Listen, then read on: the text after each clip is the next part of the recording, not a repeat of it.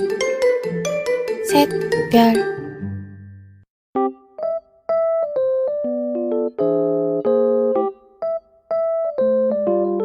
Halo teman-teman, kali ini kita mau membahas tentang penelitian. Apa sih penelitian itu? Terus ada apa aja sih di dalam penelitian itu? Ada beberapa bahasan mengenai penelitian. Yang pertama ada pengertian penelitian, tujuan penelitian, manfaat penelitian, jenis-jenis penelitian, ciri khas penelitian, proses penelitian. Kemudian ada perbedaan penelitian kuantitatif dan penelitian kualitatif. Dan yang terakhir ada jenis metode analisis data, penelitian kuantitatif dan penelitian kualitatif. Oke, langsung saja kita mau bahas tentang pengertian penelitian. Penelitian berasal dari kata research, dari bahasa Inggris, yaitu search yang artinya mencari, yang artinya kembali, yang berarti mencari kembali kenyataan atau fakta. Sedangkan pengertian penelitian sendiri adalah proses menarik kesimpulan atau cara pemecahan masalah berdasarkan data dengan menggunakan langkah-langkah perumusan masalah, penyusunan kerangka berpikir, pengajuan hipotesis, pengujian hipotesis, dan penarikan kesimpulan. Yang kedua ada tujuan penelitian. Tujuan penelitian merupakan paparan tentang tujuan yang ingin dicapai dalam sebuah penelitian. Tujuan penelitian akan berkaitan erat dengan masalah yang dirumuskan dan jawaban dalam sebuah penelitian. Dalam beberapa penelitian, tujuan penelitian merupakan pengulangan dari rumusan masalah yang ditulis dalam bentuk pernyataan.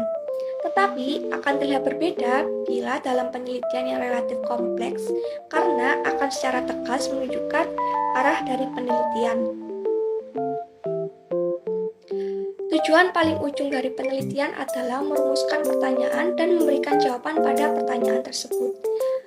Tujuan penelitian dapat beranak cabang yang memerlukan penelitian lanjutan. Terdapat bermacam tujuan penelitian, yaitu satu eksploratif, yaitu menemukan fakta yang baru dari suatu pengetahuan. Yang kedua ada verifikatif, yaitu menguji kebenaran atas fakta dari suatu pengetahuan yang sudah ada. Yang ketiga ada development, yaitu mengembangkan fakta dari pengetahuan yang sudah ada. Kemudian manfaat penelitian. Adapun manfaat yang bisa diperoleh dari sebuah penelitian antara lain adalah 1. Dapat mengidentifikasi suatu masalah atau fakta secara sistematis. Penelitian yang dilakukan dapat bermanfaat untuk menambah wawasan dalam memecahkan suatu masalah, baik bagi para peneliti maupun orang-orang atau instansi yang menerapkan hasil penelitian tersebut. Yang kedua, dapat mengetahui sistem kerja objek yang diteliti. Manfaat penelitian bagi penelitian yang dilakukan terhadap suatu objek, kita dapat mengetahui dengan jelas bagaimanakah sistem kerja dari objek-objek yang menjadi sampel penelitian. Dengan demikian akan dapat memudahkan sistem operasional dari objek tersebut. Yang ketiga, menambah keyakinan dalam pemecahan suatu masalah. Hasil dari sebuah penelitian yang dilakukan akan sangat membantu dalam menentukan kebijakan-kebijakan atau keputusan yang nantinya akan diambil dalam menyelesaikan suatu masalah yang sedang dihadapi. Yang keempat, meningkatkan hubungan kerjasama antar tim. Penelitian yang dilakukan secara berkelompok tentu saja dapat mempererat kerjasama antar sesama anggota dari tim tersebut. Setiap anggota memiliki perannya yang saling terkait dengan anggota lainnya, sehingga akan tercipta rasa bahu-membahu dalam menyelesaikan penelitian tersebut. Yang kelima, melatih dalam bertanggung jawab. Hasil dari sebuah penelitian nantinya harus dapat dipertanggungjawabkan kebenarannya. Agar hasil tersebut dapat bermanfaat bagi yang lainnya, untuk itu para peneliti harus bekerja keras agar hasil dari penelitian mereka sesuai dengan yang mereka harapkan. Yang keenam, dapat memberikan rekomendasi tentang kebijakan suatu program. Manfaat penelitian bagi masyarakat dapat membantu untuk memberikan rekomendasi bagi suatu kebijakan, program yang dicanangkan oleh sebuah dinas atau instansi maupun kelompok masyarakat, di mana hal tersebut dapat meningkatkan kinerja dari para pelaksana program. Yang ketujuh, menambah wawasan dan pengalaman. Dengan adanya sebuah penelitian, diharapkan mampu menambah wawasan dan ilmu pengetahuan bagi para peneliti sendiri maupun bagi yang lainnya. Kemudian ada jenis-jenis penelitian. Menurut metode penelitian ada dua, yaitu penelitian kualitatif dan kuantitatif. Menurut pemakaiannya ada penelitian murni dan penelitian terapan. Kemudian menurut tempat penelitian ada penelitian laboratorium, penelitian perpustakaan, dan penelitian lapangan.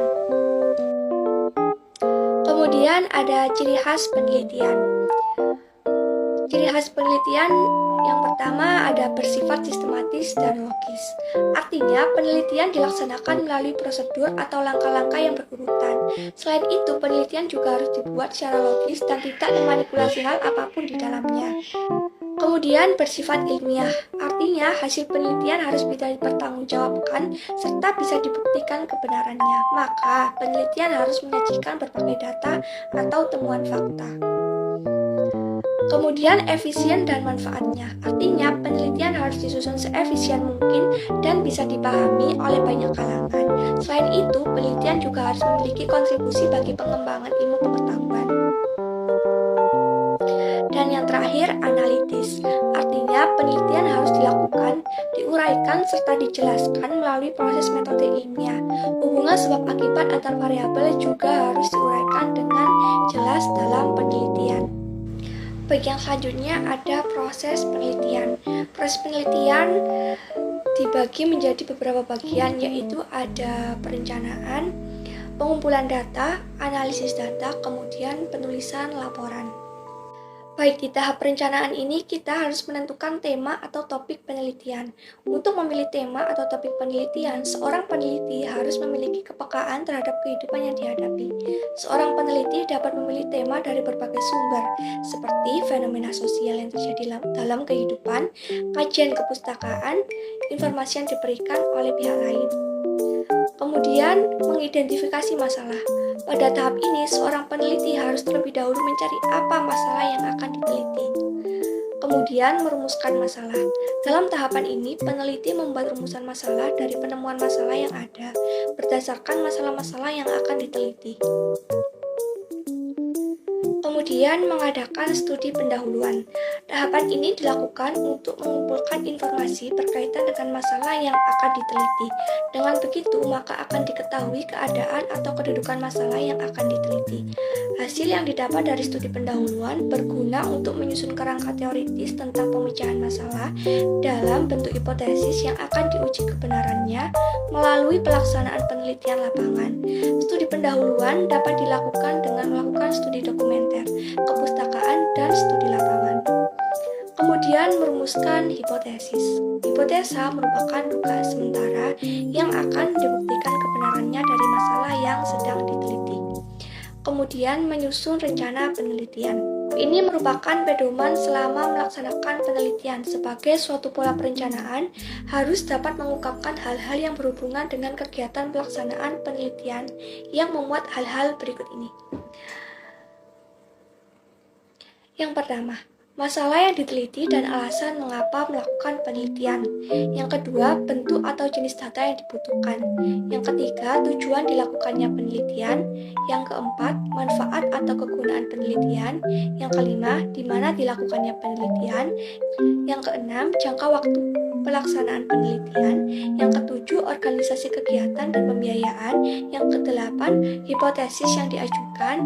Kemudian, teknik pengumpulan data dan pengolahan data, kemudian sistematis laporan yang direncanakan, dan merumuskan alat penelitian pelaksanaan. Kemudian masuk ke dalam proses pengumpulan data.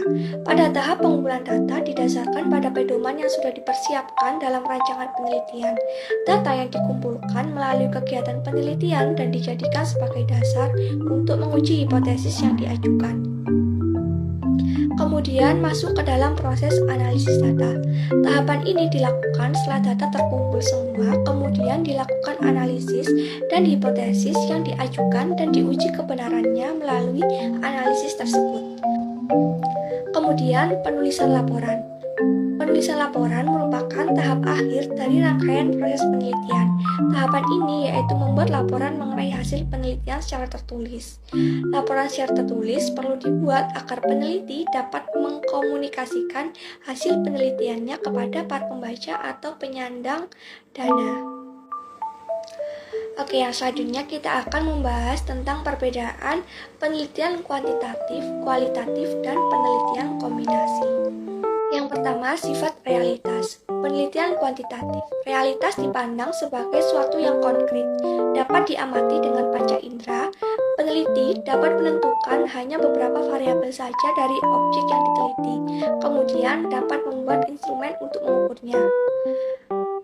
Sedangkan penelitian kualitatif, suatu realitas atau objek tidak dapat dilihat secara parsial dan dipecah ke dalam beberapa variabel. Penelitian kualitatif memandang objek sebagai sesuatu yang utuh dan dinamis. Kemudian penelitian kombinasi, hal tersebut tergantung pada model desain atau model penelitian kombinasinya. Yang kedua, hubungan peneliti dengan yang diteliti.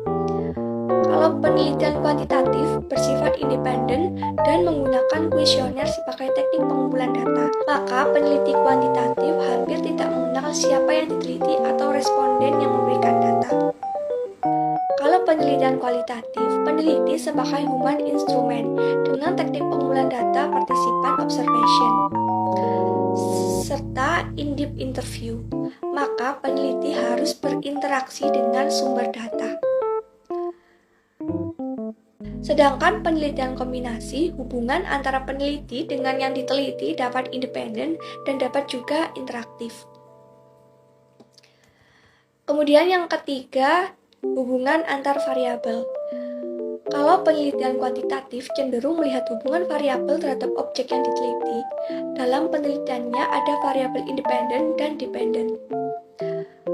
Kalau penelitian kualitatif bersifat holistik dan lebih menekankan pada proses, maka penelitian kualitatif dalam melihat hubungan antar variabel pada objek yang diteliti bersifat interaktif, yaitu saling memengaruhi, sehingga tidak diketahui mana variabel independen dan dependennya. Sedangkan penelitian kombinasi, hubungan antar variabel yang diteliti dapat berupa hubungan sebab akibat dan hubungan interaktif, tergantung model kombinasinya. Kemudian jenis metode analisis data kuantitatif dan data kualitatif. Jenis analisis data kuantitatif yaitu ada analisis statistik deskriptif, ada analisis statistik inferensial, dan analisis diskriminan. Sedangkan analisis data kualitatif ada analisis konten, analisis naratif, analisis wacana, analisis kerangka kerja, dan analisis teori beralas. Oke, itu tadi pembahasan kita mengenai penelitian. Terima kasih sudah menonton sampai akhir. Semoga bermanfaat dan sampai jumpa.